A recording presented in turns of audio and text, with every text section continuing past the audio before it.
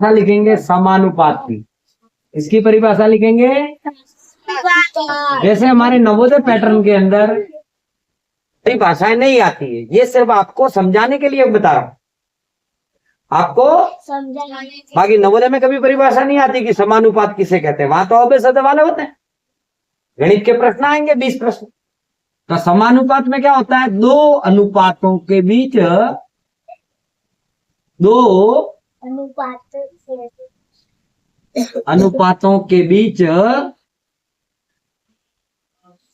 तुलना, बस इतना याद रखो।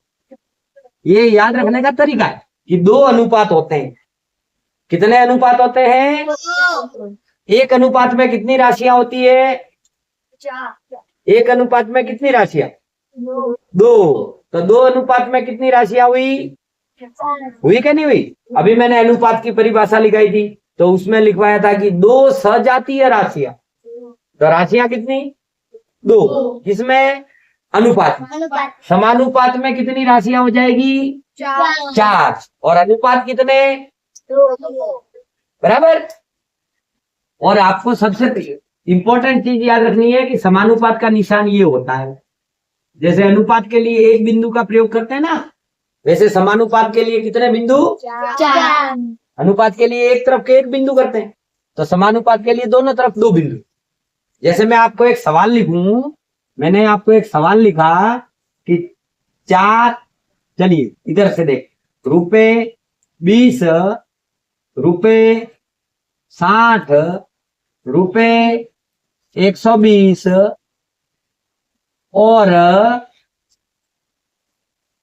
रुपए x में x का मान, x का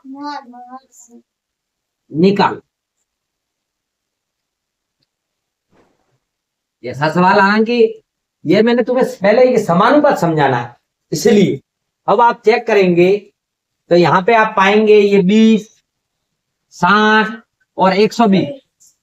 20, 60, 120 ये तो अचर राशियां है कि नहीं है? और x कौन सी राशि है? तो हमें चर राशि का मान ज्ञात करना है कि नहीं करना? तो हम इसको सबसे पहले समानुपात में लिखेंगे, तो कैसे लिखेंगे? 20 अनुपात 60 अनुपात समानुपात 120 x। ये हो गया। अब आपको मैंने अभी अनुपात को लिखना सिखाया था, ये एक अनुपात है और ये दूसरा अनुपात है। दो अनुपात हुए कि नहीं हुए? और दो अनुपातों की तुलना इसलिए समानुपात है कि नहीं? अब मैं क्या करूंगा, इसको जैसे अंश में लिखेंगे तो 20/60 और समानुपात की जगह बराबर, इधर ऊपर कितना लिखूं? 120/x लिखेंगे, क्योंकि चौथी राशि दी हुई नहीं है।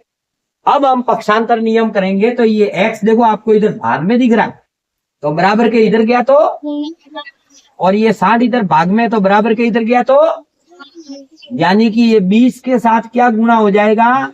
है क्या नहीं? और ये 120 से क्या गुणा हो जाएगा?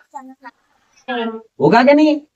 अच्छा, इसको ऐसा कैसा लिखा रहने देते हैं, अपन इसको इधर उतार देते हैं। 120 गुणा 60, ये 20 किस में है? गुणा में। अब बराबर के इधर आएगा तो क्या हो जाएगा? तो इधर सिर्फ x ही बचेगा ना, तो यहाँ पे अपन 20 भाग में कर देते हैं। अब आपको जीरो से ऊपर वाले जीरो से नीचे वाला जीरो काटना है, और आपको ये भी याद होगा 2 के पहाड़े में 6 आते हैं कि नहीं आते? तो इसको काट दो, 2 एकम 2, 2 दूनी 4, 2 तिया। अब सिर्फ x के सामने क्या बचा है? एक तो 120 गुणा, अब आपको इसको गुणा करना है, तो आप सीधा सा गुणा कर दो। 12 का पहाड़ा 3 बार बोल दो, पीछे एक जीरो लगा दो। 12 एकम 12 दूनी और 12 तिया, और पीछे ये जीरो लगा दो। तो x का मान कितना आया? आया कि नहीं समझ में? पहले इसको नोट करो, फिर समानुपात के बारे में अपन और जानकारियां नोट करें। अगर अनुपात के ऐसे सवाल आएंगे तो आप कर दोगे ना, कि नहीं हो पाएंगे? अब हम सीखेंगे कि समानुपात की विशेषताएं। क्या सीखेंगे? विशेषताएं का मतलब होता है समानुपात से हमको क्या क्या सीखने को मिलता है। बराबर। ये आपको मौखिक याद रखना है, अभी मैं लिखवा रहा हूं, इसको याद कर लेना। नंबर 1, समानुपात में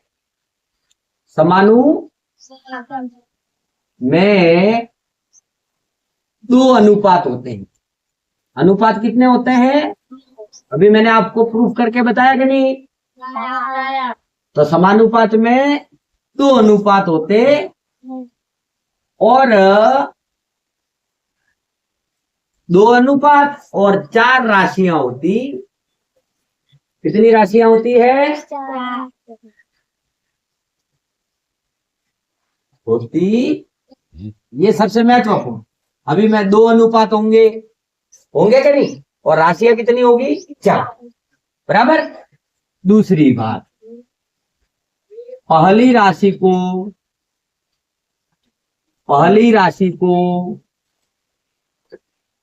जो पहली राशि होती है ना, वो प्रथम चर।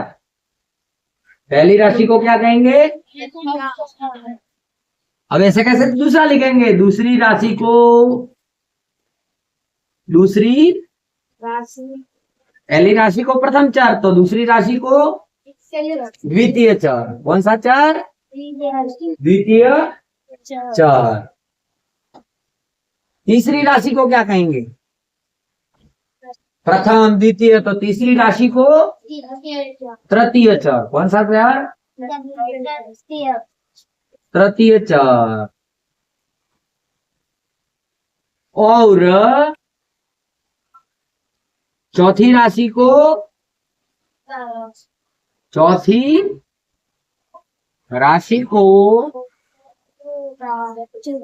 चतुर्थ चर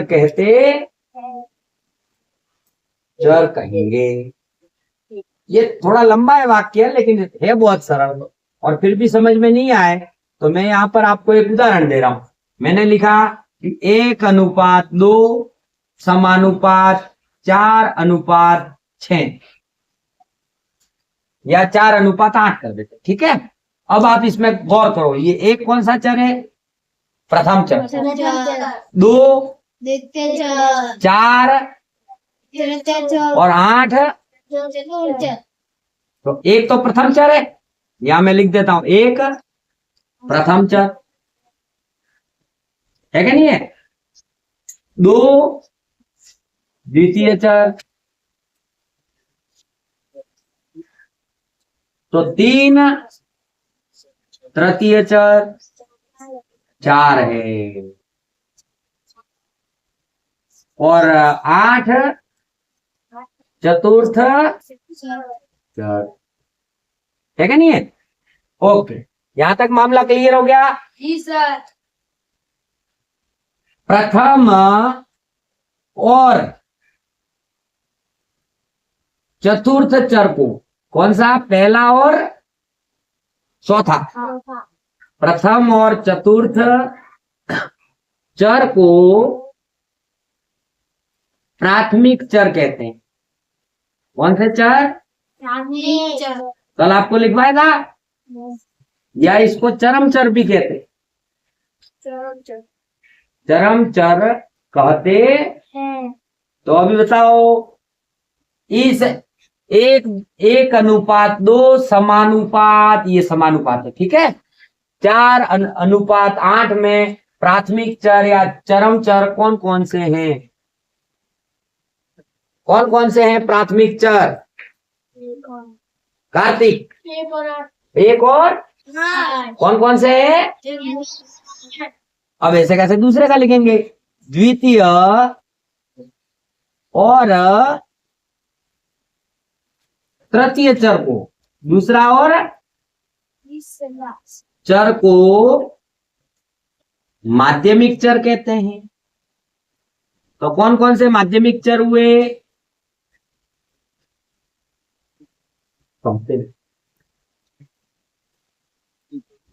2 और 4 हुए कि नहीं हुए? ओके, यहां तक मामला क्लियर?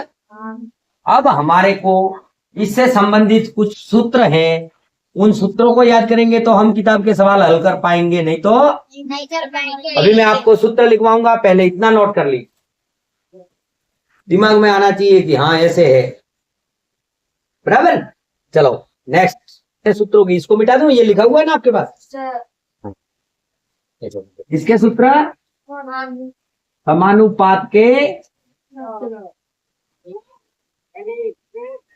सूत्र। चलो तैयार है। पहला सूत्र हम लिखेंगे ए, मान लो ये ए चर राशि है, चर ही है ना, ये तो A B C D X Y Z ये तो चर होते हैं।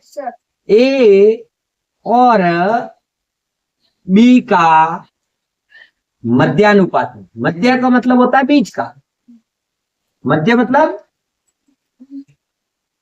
तो अगर आपसे परीक्षा में प्रश्न पूछे कि मध्यानुपात ज्ञात करो, परीक्षा में प्रश्न पूछे मध्यानुपात ज्ञात, क्या ज्ञात करो, तो आपको मध्यानुपात का सूत्र क्या लिखना है, अंडर रूट ए गुणा, यही था।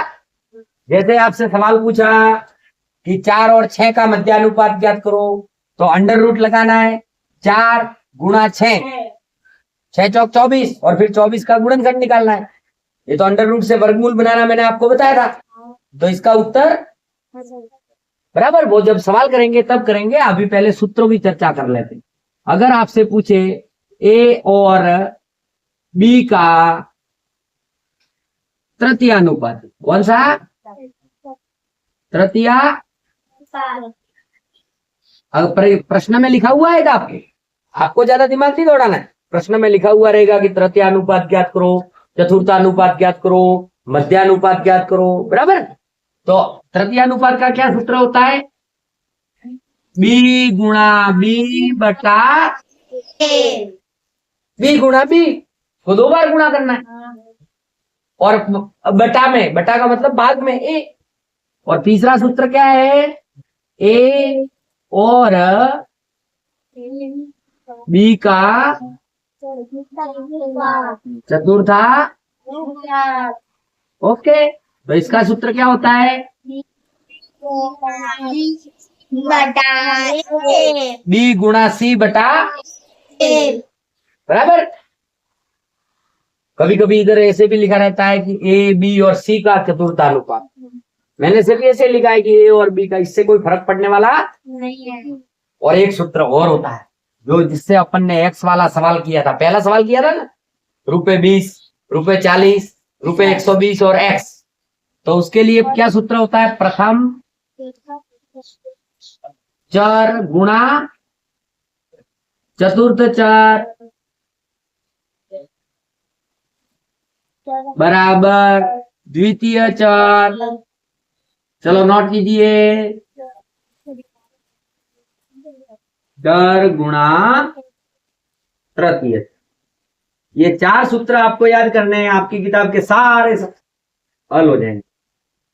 इससे हम एक एक नियम के प्रश्न भी हल कर सकते हैं कि नहीं, वो अभी अपन प्रश्न पढ़ेंगे नेक्स्ट क्लास में, तब आपको समझाएंगे कि इसके सवाल कैसे हल किए जाते, बराबर। तो साथियों, इस प्रकार से हमारा ये धीरे धीरे अब हम शुरू कर रहे हैं, हमारी ये क्लासें चल रही है। आपसे रिक्वेस्ट है कि हमारे चैनल को ज्यादा से ज्यादा सब्सक्राइब करें। ये आज JNV ST क्लास 5th और 8th के बारे में जो अनुपात और समानुपात का टॉपिक था, इसको पढ़ाया है। आपसे रिक्वेस्ट है कि इस चैनल को सब्सक्राइब करें, शेयर करें, कमेंट करें और लाइक। Thank you.